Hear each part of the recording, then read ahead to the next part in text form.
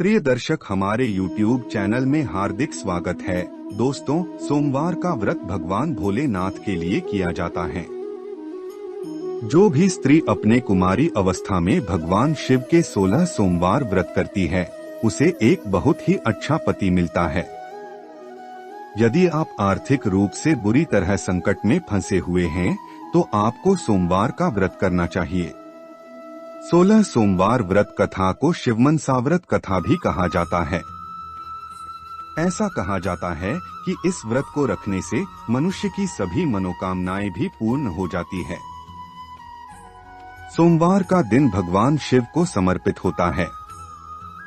इस दिन लोग भगवान शिव के लिए व्रत रखकर पूरे दिन भूखे रहकर भगवान शिव को प्रसन्न करने की कोशिश करते हैं। जो व्यक्ति सोमवार के दिन की पूजा करते हैं, उन्हें मनोवांछित फल अवश्य मिलता है। शिव पूजन के पश्चात कथा सुननी चाहिए। या फिर व्रत नहीं रखते हैं, सिर्फ कथा सुनने मात्र से भी शिव भगवान की कृपा प्राप्त होती है। किसी नगर में एक साहूकार रहता था।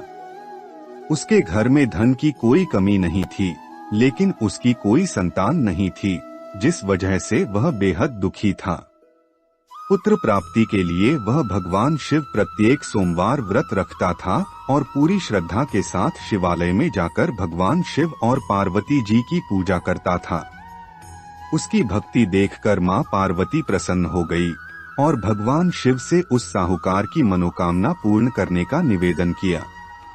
पार्वती जी की इच्छा सुनकर भगवान शिव ने कहा कि हे पार्वती, इस संसार में हर प्राणी को उसके कर्मों के अनुसार फल मिलता है और जिसके भाग्य में जो हो उसे भोगना ही पड़ता है। लेकिन पार्वती जी ने साहूकार की भक्ति का मान रखने के लिए उसकी मनोकामना पूर्ण करने की इच्छा जताई। माता पार्वती के आग्रह पर शिवजी ने साहूकार को पुत्र प्राप्ति का वरदान तो दिया, लेकिन साथ ही यह भी कहा कि उसके बालक की आयु केवल 12 वर्ष होगी। माता पार्वती और भगवान शिव की इस बातचीत को साहूकार सुन रहा था। उसे ना तो इस बात की खुशी थी और ना ही गम। वह पहले की भांति शिवजी की पूजा करता रहा। कुछ समय उपरांत साहूकार के घर एक पुत्र का जन्म हुआ। जब वह बालक 11 वर्ष का हुआ, तो उसे पढ़ने के लिए काशी भेज दिया गया। साहूकार ने पुत्र के मामा को बुलाकर उसे बहुत सारा धन दिया और कहा कि तुम इस बालक को काशी विद्या प्राप्ति के लिए ले जाओ और मार्ग में यज्ञ कराओ। जहाँ भी यज्ञ कराओ, वहीं पर ब्राह्मणों को भोजन कराते और दक्षिणा देते हुए जाना। दोनों मामा भांजे इसी तरह यज्ञ कराते और ब्राह्मणों को दान दक्षिणा देते काशी की ओर चल पड़े। राते में एक नगर पड़ा, जहाँ नगर के राजा की कन्या का विवाह था। लेकिन जिस राजकुमार से उसका विवाह होने वाला था, वह एक आंख से काना था। राजकुमार के पिता ने अपने पुत्र के काना होने की बात को छुपाने के लिए एक चाल सोची। साहूकार के पुत्र को देखकर उसके मन में एक विचार आया। उसने सोचा, क्यों न इस लड़के को दूल्हा बनाकर राजकुमारी से विवाह करा दूं।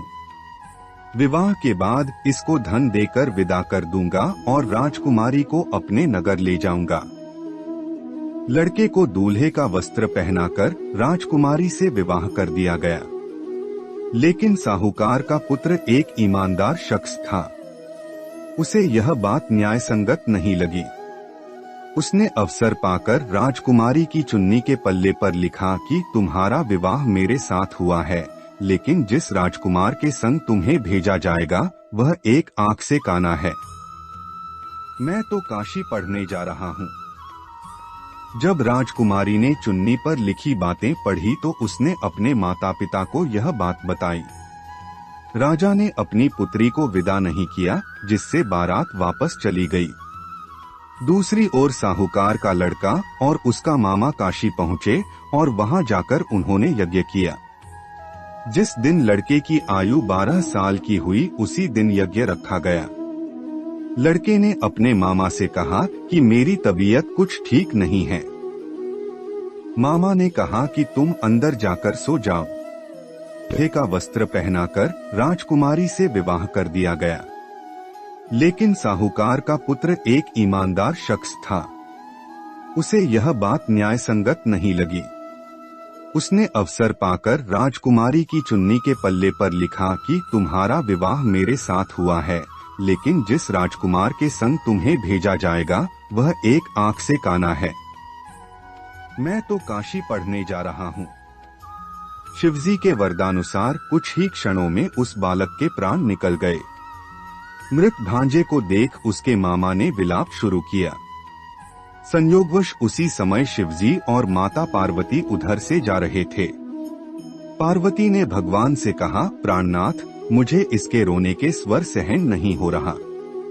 आप इस व्यक्ति के कष्ट को अवश्य दूर करें। वर्टिकल बार जब शिवजी मृत बालक के समीप गए तो वह बोले कि यह उसी साहूकार का पुत्र है जिसे मैंने 12 वर्ष की आयु का वरदान दिया।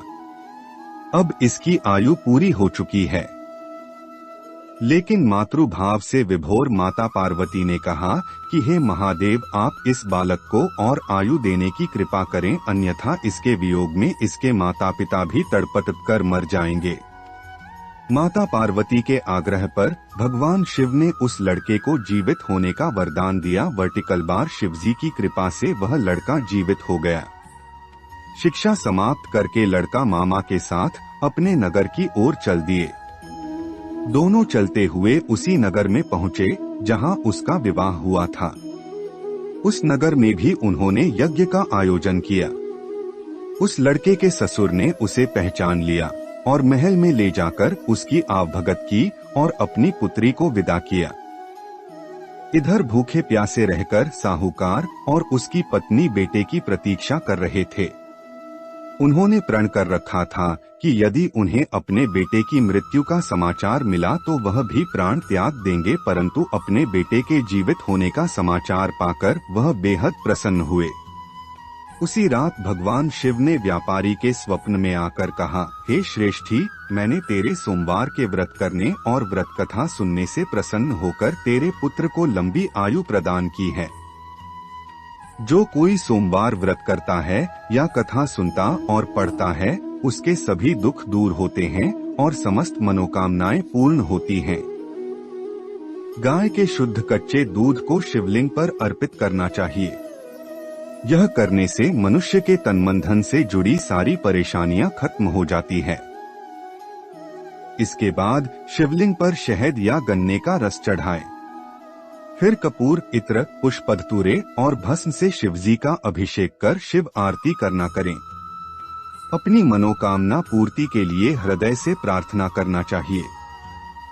इस व्रत में सफेद रंग का खास महत्व होता है। व्रत वाले को दिन में सफेद कपड़े पहनकर शिवलिंग पर सफेद पुष्प चढ़ाने से व्यक्ति की सभी मनोकामनाएं पूर्ण होती है। सोमवार के दिन शिव पूजा का विधान है। भोलेनाथ एक लोटे जल से भी प्रसन्न हो जाते हैं। सोमवार के दिन भगवान शिव की पूजा करने से व्यक्ति की हर मनोकामना की पूर्ति होती है।